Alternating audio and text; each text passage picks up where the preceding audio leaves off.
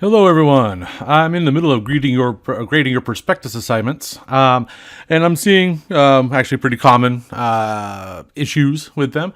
And so I thought I'd go ahead and make a video here to talk about them, so you can correct them going forward as you're doing your literature reviews. Before you get these prospectus things back. So, literature reviews and citations. That's our issue here today. And the best way I could come up with to try to explain this was with an example. So today's example will be an empirical project on the relationship between jet skis and happiness. All right, so the research question would be, is jet ski ownership predictive of happiness? Right? Now, in order to do this project, the intro and lit review portion, the first thing you need to do is the intro. Right? Now, the intro, what I mean by that is that you need to have something here that sets up this problem that you're addressing with this research, right?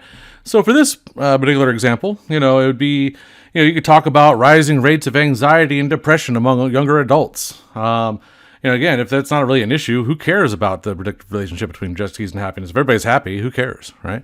But we know that a lot of people aren't, right? So the subtext here is that, we're trying to find a way to improve the happiness of the population.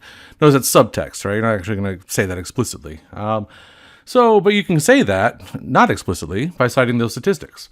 Let's see what else. You could cite it with some jet ski sales numbers. You can establish the general availability of jet skis. I believe they're still pretty available. I see them around.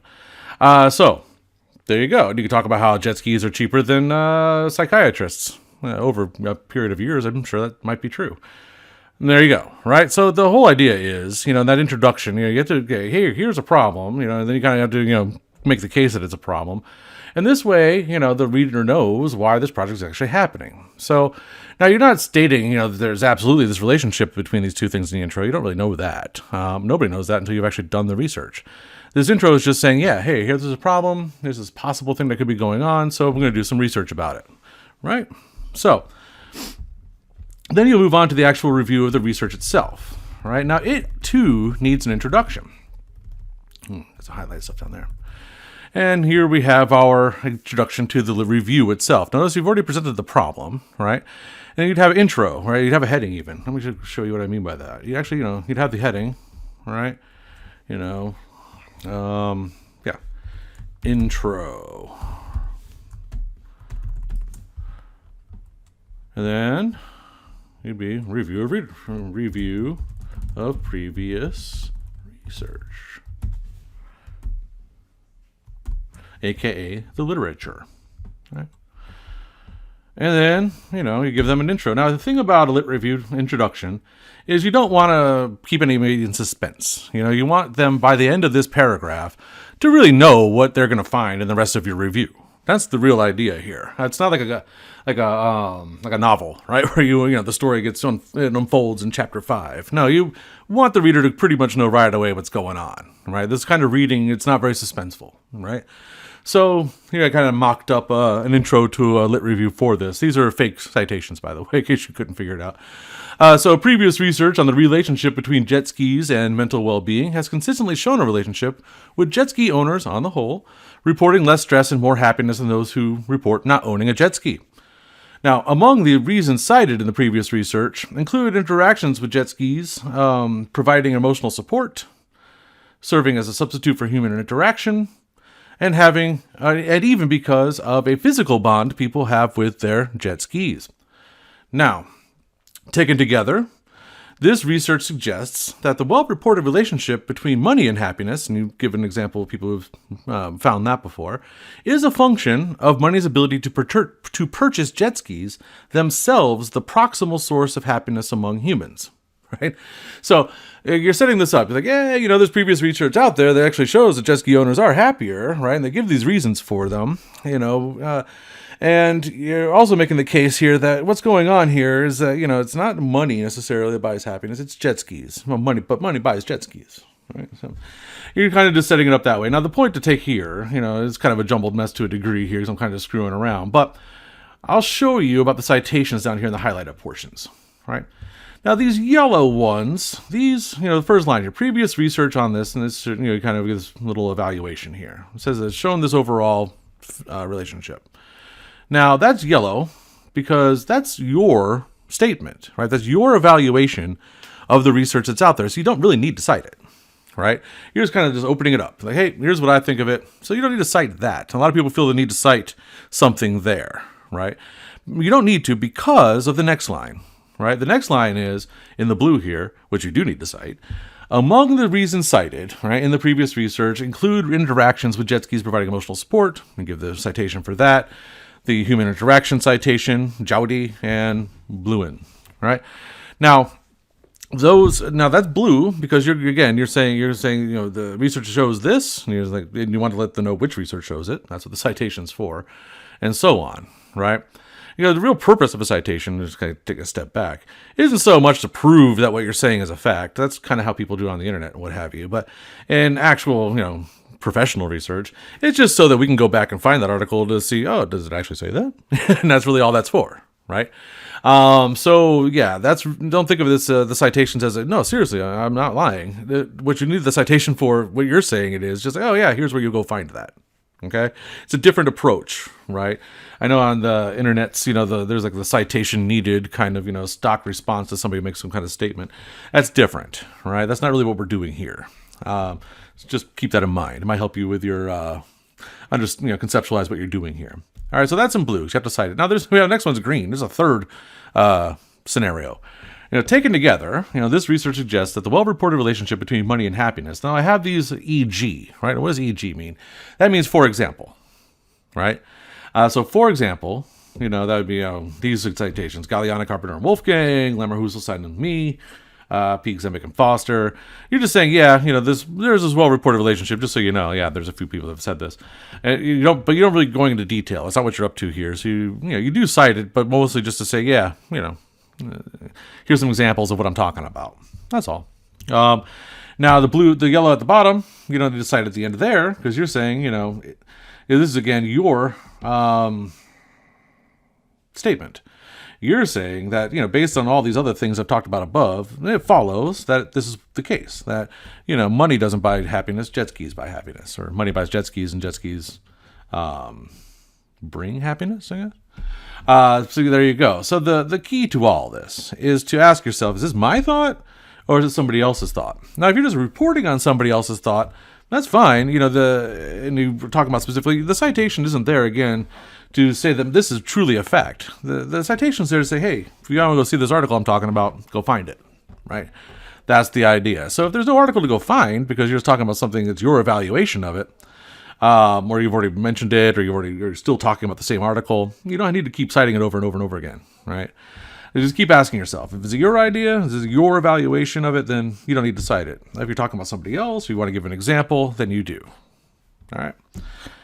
All right. So once you've got this down, you have your intro to the whole thing, your intro to the lit review, right?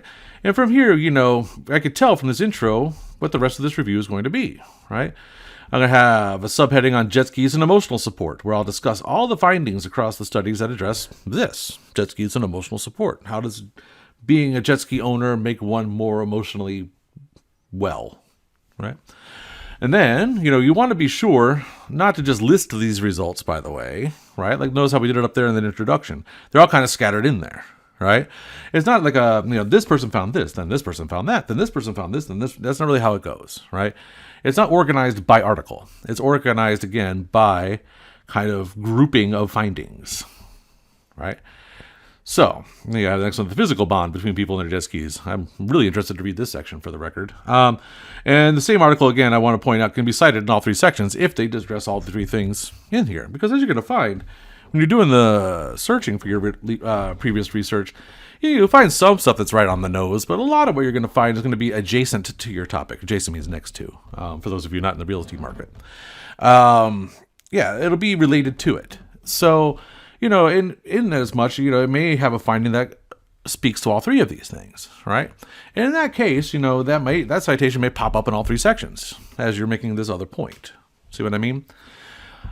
All right. And then when you get to the end, I don't actually have anything else written here for this. I wanted to get this done and in time. But really, at the end of the review, the conclusion of your review, which you do need one. You don't just stop reviewing. You need to have a summation at the end. But the summation is pretty much just your introduction backwards, right? This statement here says what you're going to find. really? This yellow here, this is what the review is going to say. And at the very end, you'll be like, the review said this. And then you kind of go backwards and talk about the problem that you're addressing, right? So there you go. It's kind of think of it, you have this intro that goes this direction. You have the body that's just kind of just fleshing out everything you said in the intro, really. And then you have the conclusion, which is just the intro backwards. And that should do it for you. Now, that's good enough for a rough draft. Now, that's what this assignment is, right? It's a rough draft. Your final draft is due with the final proposal, right? So, don't, torture yourself too much with, know that was the old expression, don't let perfection be the enemy of good. But you can see here that there's a little bit more to it than just kind of finding the articles and just listing them, right? You kind of have to know what's in them. And there are different strategies that are talked about in your book and in the Edwards book and in some of the links I've posted to the page on how to do this. Pile sorting, look up that. That's how I do it still. So, but there are other approaches. But that's the idea. It's a lot of stuff. We're asking for 15 citations, but you're probably going to read a lot more than that, right? Because some of them aren't going to make the cut. And so, again, we're talking about 25 articles or so before you even write anything. So that's why you have as much time to do this as you do. All right, so use this time, as it does take it. I assure you of that. All right, so good luck to you all, and I will get those prospecti turned back to you just as soon as I can. Hopefully with this video, I can kind of save some time by not having to write a whole page of comments about your lit review portion. I'll just say, hey, look at that video I sent. And well, here it is. So, all right, folks, good luck to you. Happy writing. And if, before I go, as you're doing this an important point. I really should have said this earlier. But hey, what are you going to do? What happens if you do this in one take? Your research question may evolve as you're reading this research. It does happen. It can certainly happen with, you're reading it through like, oh, I did not know that. And all of a sudden, maybe your research question doesn't really make quite as much sense because the previous research says it doesn't, right? Now, if that's the case, that's fine. That's actually totally normal. And that's how most of us go through our research lives, to be honest with you. Now, all you really need to do is make sure if you're going to change it, just shoot me an email and make sure that you're changing it to something that will still work. That's all. And if it doesn't, we'll figure out a way to hammer it out so that it does. So don't feel the need to shoehorn, this project idea that you submitted into a body of literature that just doesn't support it, right? Don't do that. It's okay to say, hey, I wasn't right at the first part here. As I kept reading, I had to change my, view here. You won't write that as you do it, but as you write to me, you can say that. That's totally acceptable and normal and good, and actually proves to me, really, that you've probably been reading these things pretty closely. So no harm, no foul. But again, if that's going to happen, you want to know that sooner as opposed to later. So start now. All right, that's the last thing I have to say. Good luck to you, and I'm around. Send emails. Talk to you later.